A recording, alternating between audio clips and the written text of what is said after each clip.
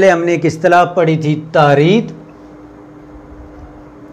कि किसी गैर ज़बान के अल्फाज को मामूली रद्द-व-बदल के साथ उर्दू ज़बान में जो है वो शामिल करना तारीद कहलाता है।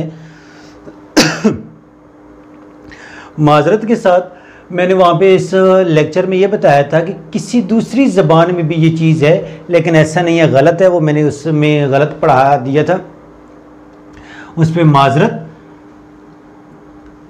अब हमारे पास है तारीब। किसी गैर ज़बान का लफ्ज़ मामूली रद्दो बदल के साथ अरबी ज़बान में रैज करना या रैज होना, जो कबूल आम का दर्जा हासिल कर ले, उसे तारीब कहते हैं। उर्दू के लिए ये नहीं है, ये अरबी ज़बान के लिए। और जो लफ्ज़ उर्दू में तारीद हो रहा था वो कहलाया मूरद, और जो अरबी में तारीद होगा वो कहलाएगा मुअर्रब।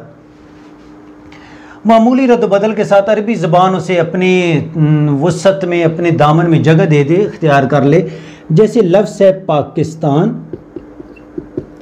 अरबी में इसके लिए पाकिस्तान लफ्ज़ आ गया, कबूल कर लिया भाई, तो ये क्या हुआ, ये तारीब हो गई, और ये लफ्ज़ जो तारीब हुआ वो मुअर्रब कहलाया। उसके बाद इसी तरह है टैगोर, ये हमारे हिंदुस्तान के बहुत बड़े अदीब, और ये टैगोर आपको पता होना चाहिए अनपढ़ थे, नोबेल प्राइज़ याफ्ता राइटर। और टैगोर की आइंस्टाइन के साथ भी एक तस्वीर गूगल पे सर्च करेंगे तो आपको मिल जाएगी, और इससे जो है वो टैगोर इस्तेमाल किया गया। तो जो लफ्ज़ मामूली रद्दो बदल के साथ अरबी में रैज हो जाए उसे क्या कहते हैं, तारीब कहते हैं।